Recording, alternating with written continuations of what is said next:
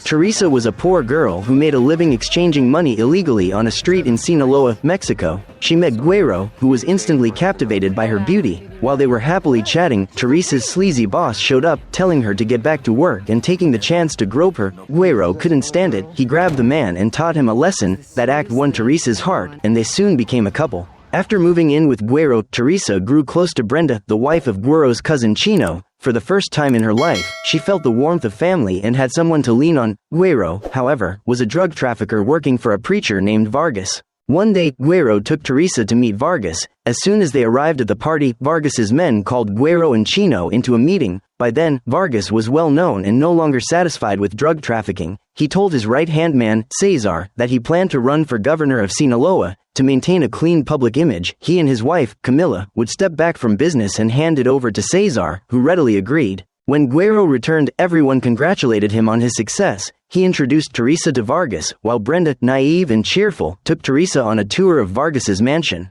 While Brenda was in the restroom, Teresa accidentally overheard Vargas arguing with Camila. Camila opposed his run for governor, insisting she quit the drug business to become the governor's wife. Vargas refused to back down, angering Camila, who demanded a divorce and insisted on being supplied with products so she could run her own operation in Texas, far away from him. Teresa heard every word. Happy days didn't last long. One day, after shopping, Teresa found Guerrero injured at home. "We were ambushed, everyone's dead, only I survived," he said. Uncertain of his future, Guerrero had prepared money, a passport, and a phone for Teresa. "If this phone rings, it means I'm dead. Go to the safe location I've set up for you," he instructed. He also gave her a notebook, saying, "If you're ever in danger, take this to Vargas, he'll protect you." Shocked, Teresa looked at his gun, picked it up, and said, "Teach me how to shoot." The dreaded day came. While bathing, Teresa heard the phone ring. She rushed to answer it, hearing, "Guerrero's dead, leave now." She ran outside and called Brenda. "Something's happened to Guerrero, get out with your husband right away." Before Brenda could react, two hitmen burst in. She ran to her husband, but he was listening to music and didn't notice. The killers appeared behind him, forcing Brenda to hide in a closet with her son. "Stay there, I'm coming," Teresa told her over the phone. The killers accused Guerrero and Chino of skimming money from their boss, then cut off Chino's finger. When Teresa arrived, she told Brenda to slip out the back. Brenda climbed over a fence with her son to meet her. Just then, Chino was shot in the head, horrifying Brenda. The killers spotted them and gave chase. Teresa jumped in the car, driving Brenda and her son away. While Brenda panicked, Teresa remained calm, heading toward the safe location Guerrero had prepared, but the hitmen had already blocked the road. They opened fire, forcing Teresa to reverse and ram them. Brenda seized the chance to run off with her son, while Teresa set the car on fire and fled. Afterward, Teresa lost contact with Brenda and reached the safe house alone. She opened the bag containing the notebook, money, and passport, only for the hitmen to track her down. They slapped her onto the bed. One of them, ignoring his partner's objections, tried to assault her before killing her. Teresa grabbed a gun, shot him dead, and took the other hostage before escaping with her bag. Sitting on the roadside, she called Vargas, as Guerrero had told her to. Vargas soon arrived, spotting her and saying, "Guerrero stole money from Cesar. He got caught and killed." He asked if she had read the notebook. She hadn't, and she pleaded for his help. Vargas replied, "I'm about to become governor. I can't get involved in this, it would ruin my reputation." Then he walked away. Teresa blocked his car, pointed a gun at his head, and said, "If you don't protect me, I'll die here. When you run for governor, any link to a murder will destroy your image." Vargas had no choice but to agree, and he smuggled Teresa into the United States. Sitting in Vargas's car, Teresa felt her life had flipped upside down in a single night. She still didn't know exactly what had happened. Midway, Vargas and his driver stepped out to make a call. From Vargas's expression, Teresa sensed something was wrong. She was about to be sold out. To protect herself, she pulled a gun on Vargas, ordering the driver to stop. When he refused, she knew for sure she was being betrayed. She shot the driver, sending the car careening off a cliff. Crawling out of the wreck, Teresa saw Vargas pinned under the vehicle. She no longer trusted him, so she took the bag and the notebook, leaving alone. The worried look on Vargas's face made her realize the notebook was extremely valuable. After walking for some time, she reached a repair shop. The owner was shocked to see her, then cleaned her wounds with alcohol. Teresa thanked him and went to wash her face in the restroom. Suddenly, noise erupted outside. Knowing someone had come for her, she quickly hid the notebook before hitmen burst in and took her away. She was carried into a warehouse filled with other women. After being set down on a chair, the door shut behind her. A moment later, a woman approached. It was Camila, Vargas's wife.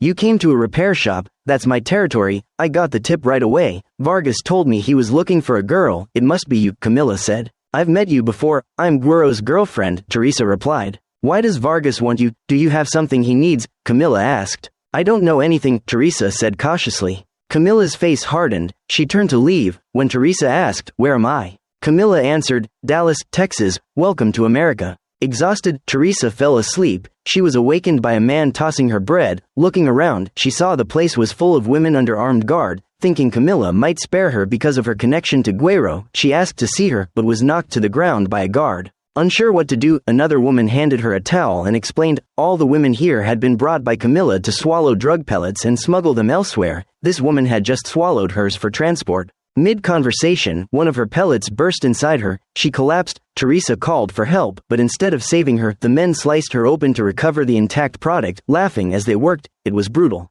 Hearing the news, Camilla rushed in. The client needed the goods urgently, and ruptured pellets were delaying everything. She ordered her crew to find a solution. Then she turned to Teresa. Why is Vargas looking for you? He asked me to help find you. Knowing the notebook was her lifeline, Teresa still claimed ignorance. Losing patience, Camilla ordered her henchmen to inject her with a truth serum. Under pressure, Teresa said, I can make the delivery for you. One of your mules just died. You need a replacement. In a hurry, Camilla agreed. Teresa swallowed 23 pellets in front of her, fully aware she was gambling with her life. If one burst, she'd be dead. James, one of Camilla's men, sped toward the client, who was about to board a flight. Despite the urgency, Teresa memorized her fake identity details in case the police stopped her, but the road ahead was under construction. Knowing they'd be late, James told her to throw up the goods and cancel the delivery, or she'd die. This is my chance. I'm not letting it go. I can do this, she insisted. James had no choice but to take another route, running red lights. Near the airport, they crashed. Without hesitation, they abandoned the car and ran on foot, making it to the airport just in time. They cleared security without detection, found a storage room, and Teresa regurgitated all the pellets. The deal went through just as the client boarded the plane.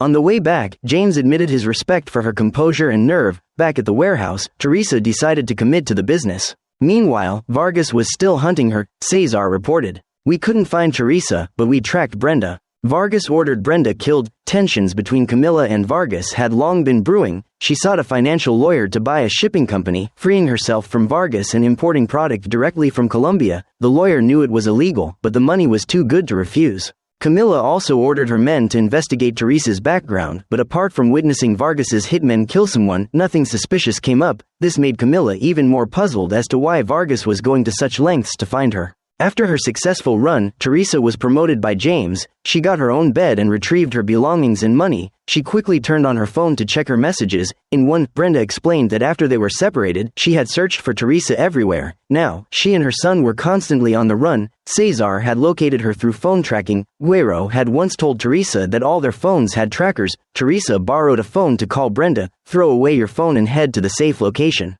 Brenda tossed her phone immediately, only to look up and see hitmen arriving. She grabbed her son and hid in a restaurant. Teresa smashed her own phone and tossed it into a trash bin. James entered the warehouse looking for someone to make a run. Teresa volunteered. He warned her, don't stand out too much. If Camilla notices you, getting out of here will be impossible. Realizing James meant well, Teresa stayed quiet, but Camilla already knew and called James, ordering him to take Teresa along. James had no choice but to agree. At the location, James handed Teresa a phone and told her to stay in the car as lookout. If you see anything suspicious, call me right away. While James and two others went inside, Teresa used the chance to call Brenda again, telling her to get a new phone and find someone to smuggle her into Dallas. Brenda was shocked to learn Teresa was already there. Moments after hanging up, Teresa was pulled from the car by two cops and thrown into their vehicle. On the way, they grilled her. Is this a stash house for drug mules? Is Camilla your boss? If you don't tell us the truth, you'll spend the rest of your life in federal prison. I'm from Mexico. I came here looking for work. They grew impatient, beating her and stepping on her head, demanding she name Camilla as the warehouse owner. Teresa stayed composed. She knew that in this business, you never snitch. When they couldn't get anything out of her, they dragged her out, only for Teresa to realize it was a loyalty test. Camilla approached. You were very brave yesterday. Under time pressure, you didn't panic. I had to see if you could be trusted. Now I know the answer. The cops were actually Camilla's plants. James drove up to collect her. On the way, he warned. Camilla's unpredictable. Don't make her notice you too much. But Teresa had passed the test and joined James for another run. She felt she was good at this job and asked him for details. They went to meet a client named Lopez. James told her to stay in the car. If I know little, I'm not important. But if I know more, I become valuable, she argued. Seeing she wouldn't listen, James brought her in. These were familiar faces, so the check was quick. Lopez's men handed James a briefcase of cash. He pulled out a few bills to check, while Teresa studied the whole process. Finding no issues, James gave the all-clear and told Lopez to unload the goods. As James zipped up the case to leave, Teresa said, "I want to check the money." "Why?" James asked. "Something feels off." She pulled out a stack and found a counterfeit bill. "I exchanged currency for 5 years in Sinaloa. The bill you just held felt wrong. US dollars all weigh 1 gram, this one's lighter." James was surprised. "How did I miss that?" Lifting her hair, Teresa revealed a scar. "I made a mistake once. It was a lesson. I won't make it again." James called Lopez over. "I need to weigh this money." Lopez grew angry. "Trying to embarrass me," he said, pulling a gun on Teresa. "If you're wrong, you'll pay for it."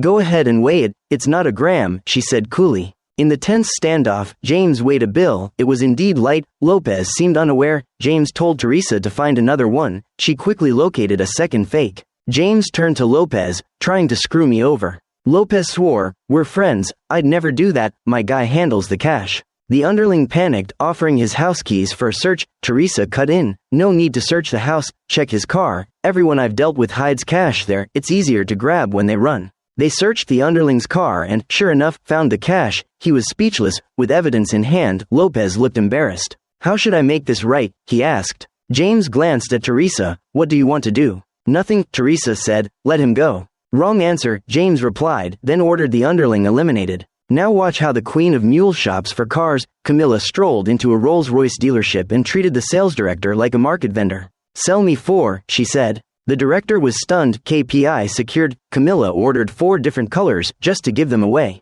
To traffickers, the women who smuggle goods are mere tools. Men or women, it doesn't matter. While Teresa was in the restroom, James suddenly appeared. "Let's go. I'm using the bathroom." After 2 strong performances, James let Teresa make the delivery herself, giving her a few last tips. She drove a keyless car to the meet. Cesar reported to Vargas. Brenda had taken a call, smashed her phone, and fled. The call pinged from Dallas, Camilla's turf. Vargas realized Teresa was with Camilla. Broke and desperate, Brenda had smuggled herself and her son into Dallas. On the verge of collapse, she called Teresa. "Go to the safe spot," Teresa said. "I'll pick you up after this run." At the drop, a strange man opened the door. Teresa sensed something off. James had said the client was a black woman named Sandra. "She'll be back soon," the man claimed. Teresa cautiously stepped inside and, while he was distracted, scanned the house. She spotted Sandra tied up in a corner. Thinking fast, Teresa handed over the product for testing, hid a knife in a newspaper, and accidentally dropped it near Sandra. Sandra cut herself free. Teresa, seizing the moment, hurled the knife into the man's chest and grabbed a gun to shoot his partner.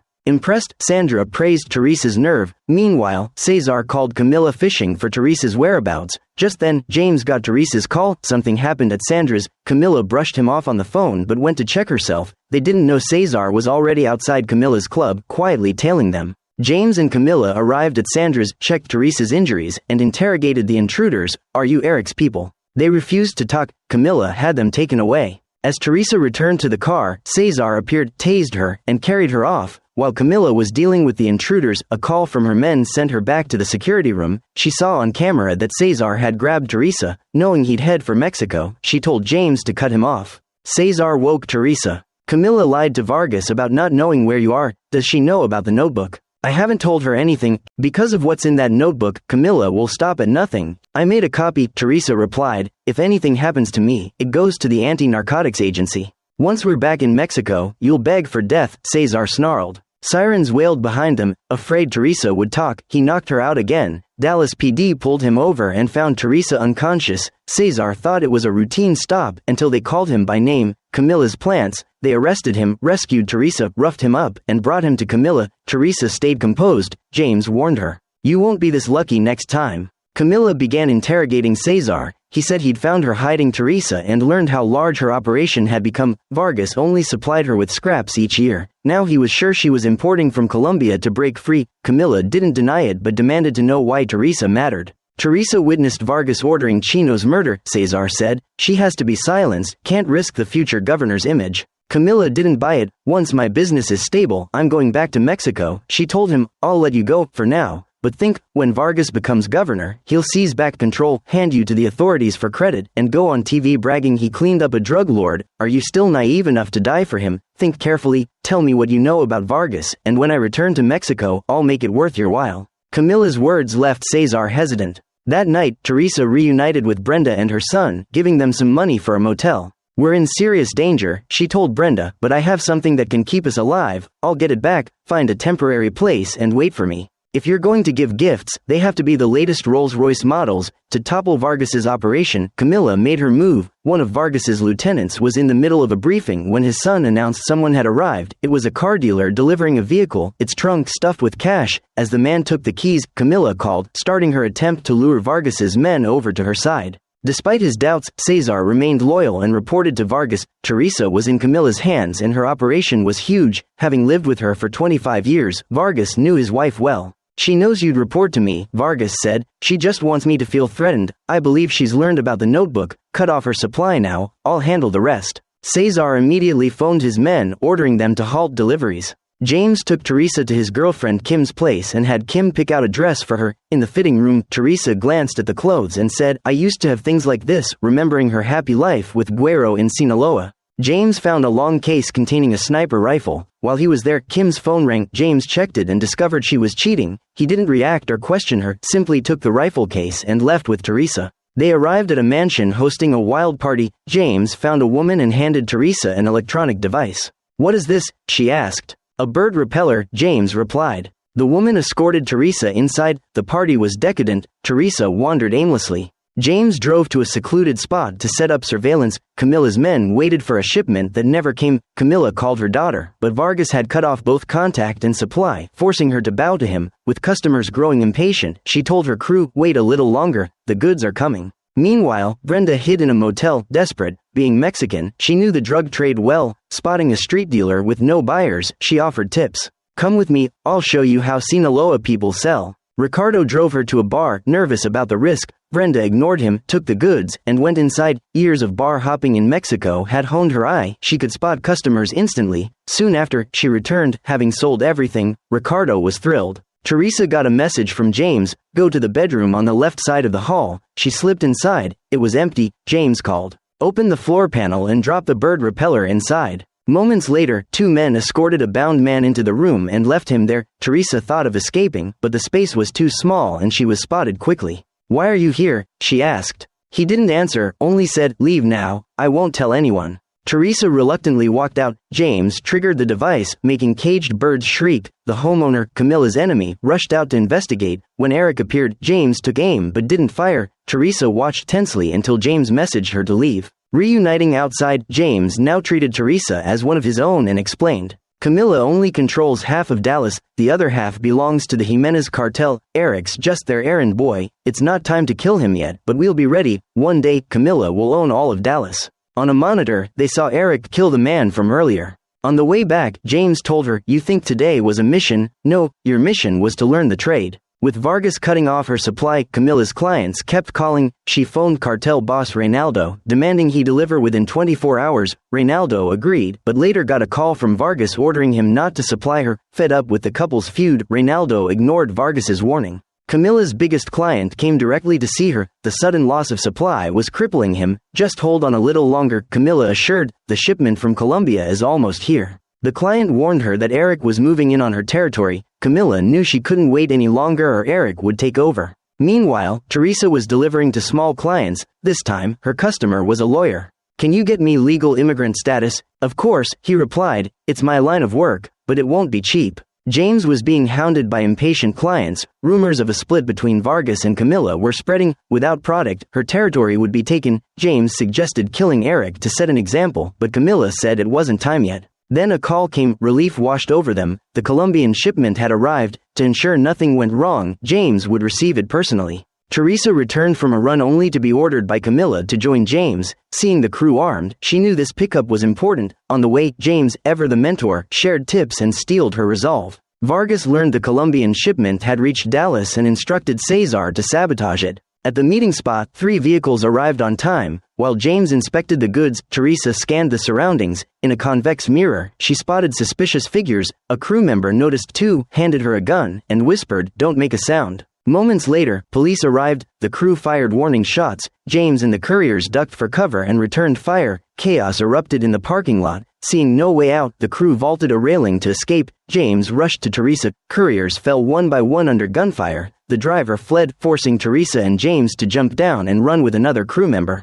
Betrayed by Vargas, Camilla's operation had been mapped by the DEA. The shipment truck was trapped. In seconds, all traffickers were shot dead on the spot. With the goods gone, James and the others split up. A patrol spotted Teresa, but she ditched her jacket into a trash bin, tied up her hair, and melted into the crowd. When a squad car passed, she casually petted a dog until it was safe, then slipped back to her car and drove away. James boarded a bus and, once safe, called Teresa. They met at the terminal, escaping unharmed. Meanwhile, Brenda had started selling flower retail. She was so busy she couldn't pick her son up from school. He had to take the bus home alone. Watching the news, Camilla heard James confirm the shipment's gone. It was a crushing blow. Cesar arrived, gloating. The Colombian load had been seized by police. The U.S. government publicly thanked Vargas for the intel, boosting his political image. On the way back, Teresa saw groups of Mexicans unloading from a truck, illegal migrants at a staging point. A pastor greeted her. "Do you help Mexicans cross the border?" He denied it. Teresa said she had something important to send, but he insisted they were just a church. She saw through him immediately.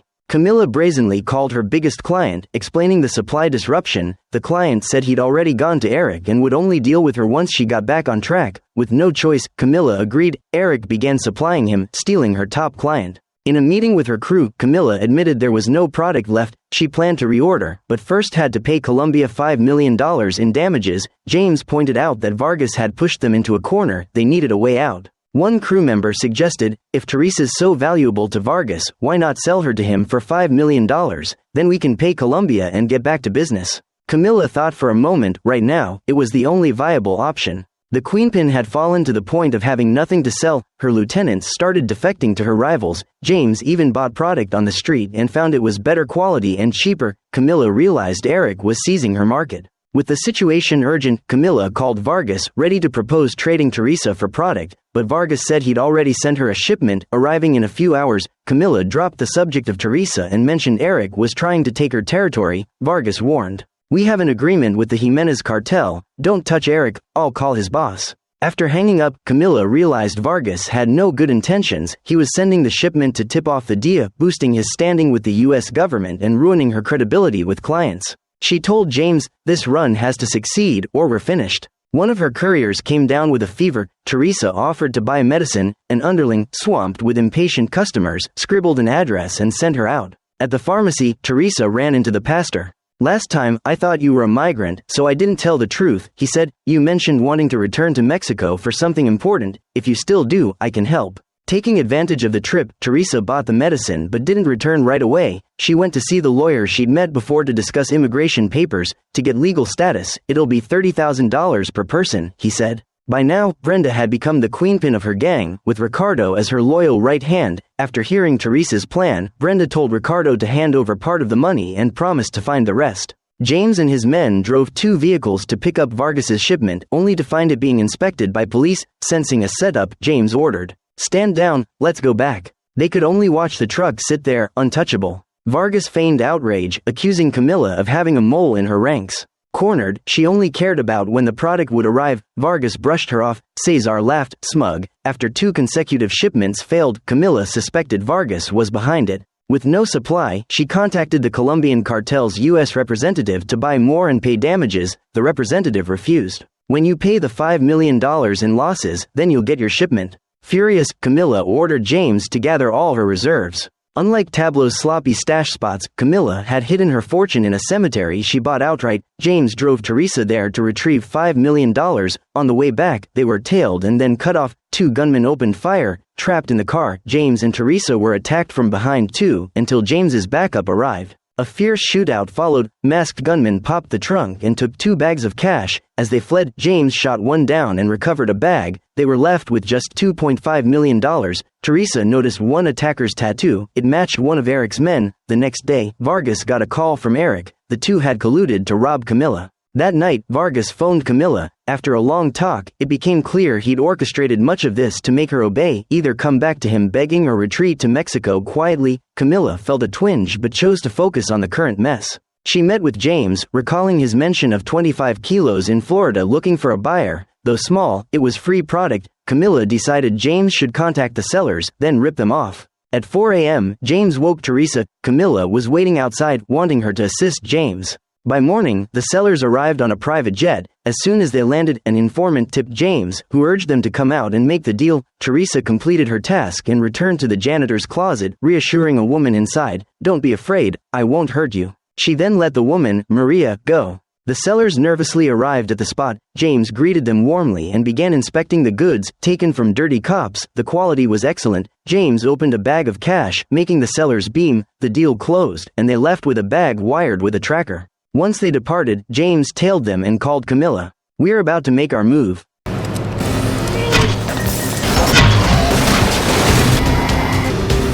James and his crew jumped in the car and phoned Teresa. "There's one survivor, probably back at the hotel. Go to his room. If you see him, call me." Sure enough, John returned. Just as he was about to call his boss, Teresa held him at gunpoint. She hesitated, then decided to let him go. John sensed her nerves and tried to pull a gun, but she was faster.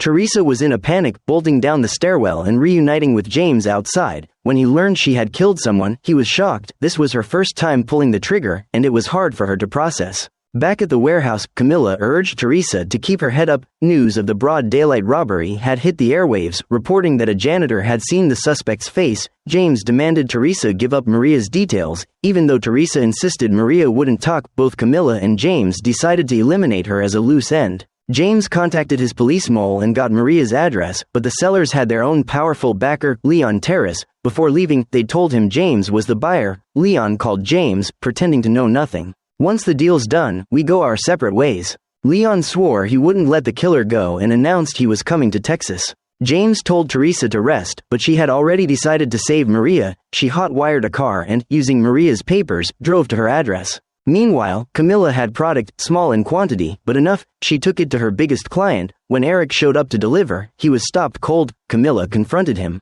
"My supplies back, get off my turf and stop stealing my business. We had an agreement." Eric had no choice but to leave. When Teresa reached Maria's home, Maria recoiled in fear. "I'm here to save you," Teresa said urgently. "If you don't leave now, the traffickers will find you." After some convincing, Maria agreed to take her son back to Mexico. Even though they had fought so hard to reach the U.S., now they had to turn back because of Teresa. Leon arrived in Texas to meet James. "John called me," Leon said. When they got to the hotel, guys from the Jimenez cartel threatened them. James was surprised but saw the opportunity to badmouth the Jimenez crew and offered to help Leon investigate. James then went to Maria's place, only to find it empty. Reviewing security footage, he saw Teresa leaving with her and her son. What she didn't know was that James had planted a tracker on her car. She was heading to the pastor's border crossing site, and James was already in pursuit. Camilla sold her product, adding it to the $2.5 million she had left, enough to pay the Colombians. Through contacts, she learned Vargas had discovered the Colombian supply and was likely behind the previous sabotaged shipments and Eric's interference. But for now, that didn't matter. Colombia agreed to fully restock her. Camilla called James. "Maria has to be taken care of." She also knew Leon was in town and told James to arrange a meeting. At the church, Teresa asked the pastor to take the three of them back to Mexico. In truth, she planned to retrieve the notebook while there. Camilla met Leon. "You know who my husband is. You come to my territory, hassle my people, damage my reputation. I've done some digging for you. Then tell me," Leon said. Camilla used the moment to kill with a borrowed knife, handing him Eric's name. But the pills in the bottle weren't medicine or candy, they were human teeth. Camilla thought she was clever, but Eric showed up, killed Leon, and mocked her amateur moves. James was still chasing Teresa, only to find her car being towed. She had called Brenda, switched vehicles, and continued to the border crossing. At the site, the smuggler led them into a warehouse, opened a trapdoor, and pointed them toward the tunnel. James called. "Don't do something stupid. I haven't told Camilla you took Maria. Bring her back and you'll be safe." "Maria won't betray us," Teresa said firmly. She told Brenda to wait there. She was going back to Mexico to get the notebook. The three of them crossed the tunnel into Mexico. Vargas, furious, called Camilla. "You broke our agreement with Jimenez by sending someone to kill Eric. For your safety, come back to Mexico. Once I settle things with Jimenez, then you can return to the U.S." James tracked the towed car to a church parking lot. By then, Teresa had already crossed the tunnel safely into Mexico, but as soon as she emerged, Maria's family pulled guns on her. Even with Maria pleading, they took Teresa captive. They interrogated her, asking who wanted them dead. Teresa told them it was Camilla's cartel. The family was stunned. They knew exactly who that was. Teresa assured them Camilla's people didn't know Maria was back in Mexico. Maria begged her father to spare Teresa, but he was firm. "I won't risk the lives of this family. If she goes back and talks, we're finished." While they argued, Teresa asked to use the bathroom. She slipped out with the help of Maria's young son, who even gave her a car key. Teresa fled immediately. Camilla, out of options, returned to Mexico. James arrived at the church and noticed a supermarket across the street with cameras. He paid an employee to check the footage and spotted Brenda's car, snapping a picture and running it through his mold to get an address. Teresa drove to the repair shop, heading straight to the restroom to look for the notebook, but it was gone. The owner approached her. "I know what you're looking for. I found it when I was fixing a burst pipe. I didn't dare give it to the cartel, afraid they'd think I read it and kill me. Take it and leave me out of this." Teresa took the notebook carefully and left. Vargas and Camilla attended a public event to keep up appearances as the perfect family. Afterwards, Vargas called Manuel, boss of the Jimenez cartel, about Camilla's attempted hit on Eric. Though they agreed to avoid trouble, neither was happy. Vargas warned, "Abandon your U.S. operation and come back to Mexico, or I'll destroy everything you have." James tracked Brenda to a roadside motel. When Ricardo opened the door, James floored him, then knocked out another man and pulled a gun, demanding answers. They had no idea what trouble Brenda was in. James forced Ricardo to call her. Once the call connected, James grabbed the phone. "Where's Teresa?" Not knowing who he was, Brenda cursed him out. James threatened, "Tell me, or I'll kill your friend." Brenda shot back, "Go ahead." The line scared Ricardo half to death, and Brenda hung up, leaving James stunned. Teresa returned to the U.S. through the tunnel, where Brenda had been waiting impatiently. Teresa handed her the notebook. "A man came to my place," Brenda said. Teresa guessed it was James and called him. "Look outside," she said. When they met, James asked, "Where's the janitor?" "I'm not telling you," Teresa replied. "You're too soft, that's going to get you killed," James warned. Camilla returned to the U.S. and asked James, "Did you take care of the janitor?" "She's dead," James lied, glancing at Teresa. Teresa was stunned. He'd covered for her. Camilla didn't suspect a thing. Back at the club, Camilla told James, "I've decided to take out Eric." James froze for a moment. With tensions between her and Vargas at a peak, Camilla was preparing to seize control. Step 1. Have James kill Eric. In Sinaloa, the final Rolls-Royce arrived, its trunk stuffed with cash. Camilla got a call. She had secured the loyalty of 4 of Vargas's lieutenants. Whether the Eric hit succeeded or failed, the Jimenez cartel would retaliate, so she ordered everyone to evacuate the warehouse to a new location. Teresa seized the chance to steal a bag of flour and drove off to see Brenda, who was still studying the notebook without results. Teresa's priority now was securing legal immigration papers for Brenda and her son.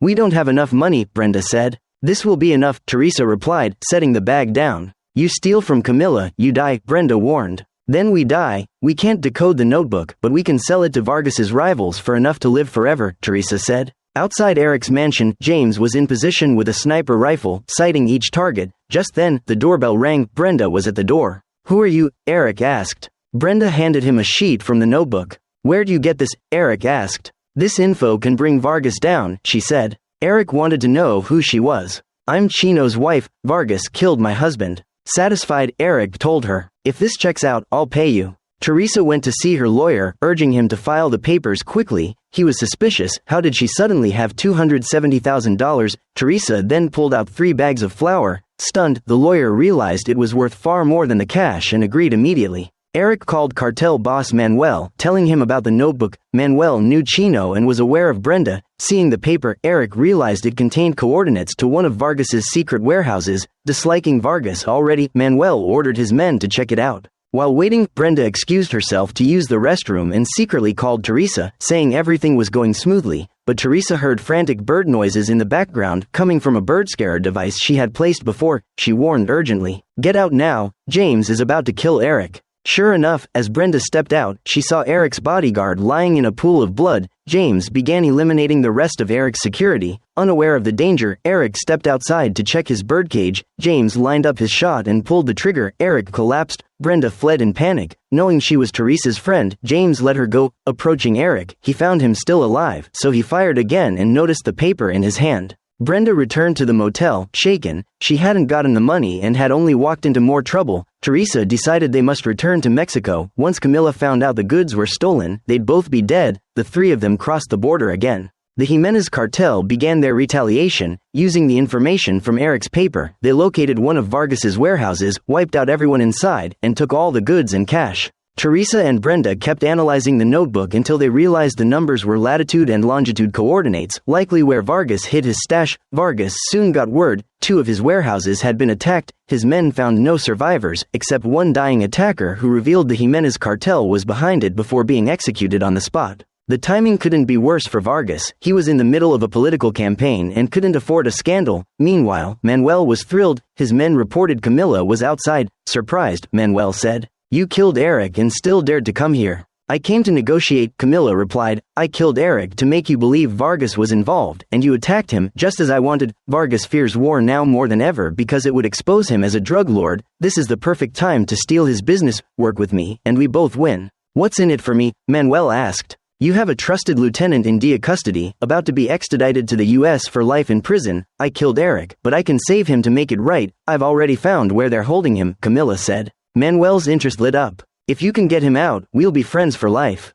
They struck a deal quickly. Camilla moved fast, having a police inspector kidnapped and tortured to give up the address, but since the inspector's wife had been sent there on official inspection, he feared for her safety and refused to talk. Her men shot him dead. James then took the inspector's phone and sent a message to his wife. Meanwhile, Teresa and Brenda returned to Mexico, heading for the coordinates to see if they could score big. They borrowed a car and drove to the site, nothing but empty land. Brenda thought of how Pablo Escobar hid cash underground. Suddenly, they spotted a cigarette butt, followed it to a locked tunnel. Breaking the lock, Teresa opened a rusted metal door. No money, just piles of corpses. Horrified, they ran out but were caught by 2 guards. News of the attack aired on TV. In the middle of his campaign, Vargas couldn't openly retaliate. Knowing Camilla and Manuel had allied, he sent Cesar to negotiate, but before he could speak, Camilla accused him of betrayal and ordered him locked up. Meanwhile, the inspector's wife was transporting a prisoner when she received a text. Thinking it was from her husband, she replied. Using the location data, James pinpointed where Manuel's man was being held.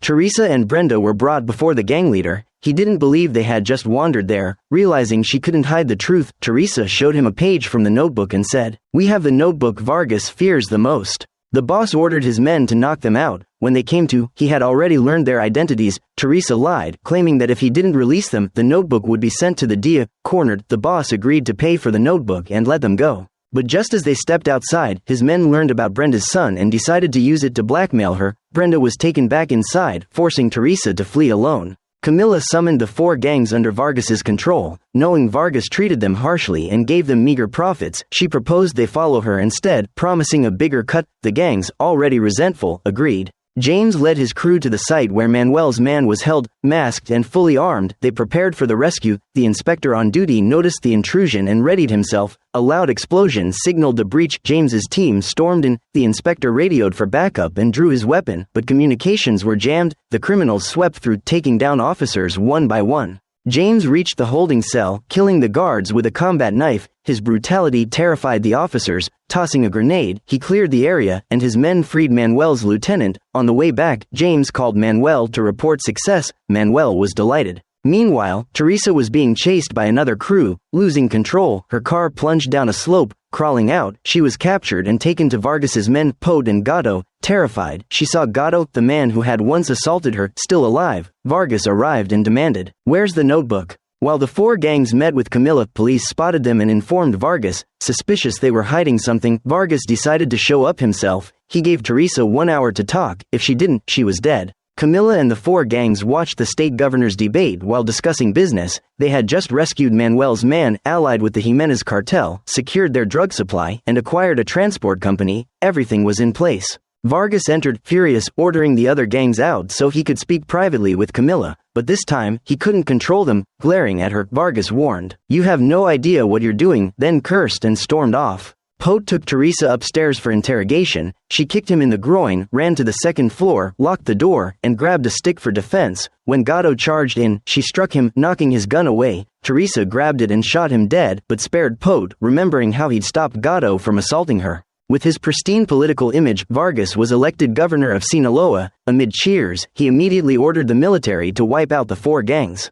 Police and soldiers moved fast. One boss, sitting in a Rolls-Royce gifted by Camilla, was blocked by military vehicles, his bodyguards were gunned down, and he was taken alive. Other families fell the same way. Tanks rolled into their territories, shooting anyone on sight. Freshly in power, Vargas had erased all of Camilla's allies. James called her. "Vargas is backing you into a corner, I'll come get you." Meanwhile, Teresa forced Poe to drive her to rescue Brenda. She asked, "When Gatto tried to assault me, why did you stop him?" "Believe it or not, I'm not like them. It was wrong," Poe replied. He then received word that Vargas was wiping out the 4 gangs. Teresa realized he was trying to destroy everything so Camilla would be left with nothing. She called Camilla. "Vargas is coming for you. If you want to live, meet me. You've always wanted to know why he's after me. It's because I have Guiro's notebook with the locations of all his warehouses and records of his crimes. Meet me at the ranch where Brenda's being held." "I know that ranch," Poe said. "I'll take you in through the back." "Why help me?" Teresa asked. "The 4 gangs were my friends. Seeing what happened to them, a bastard like Vargas won't spare me either." And just like that, Teresa gained another ally. Poe told her, "Now I'm going to rescue your friend." James arrived at Camilla's place and said, "We need to leave now." Knowing she couldn't stay, Camilla ordered her men to kill Cesar, then left with James. When the henchmen entered the cell, Cesar smashed a porcelain vase, hiding a shard in his hand. The moment they were distracted, he lunged, took them down, and escaped. On the road, as James drove Camilla to safety, she said, "Teresa wants to meet and give me the notebook. I suspect it's a trap." "I trust Teresa," James replied. Camilla asked, "You're willing to bet your life on her?" James answered without hesitation, and the two headed to the meeting point Teresa had set. That concludes Season 1 of Queen of the South. Would you like us to cover the next seasons as well? If yes, let us know in the comments below. Thank you for watching until the end. See you in the next video.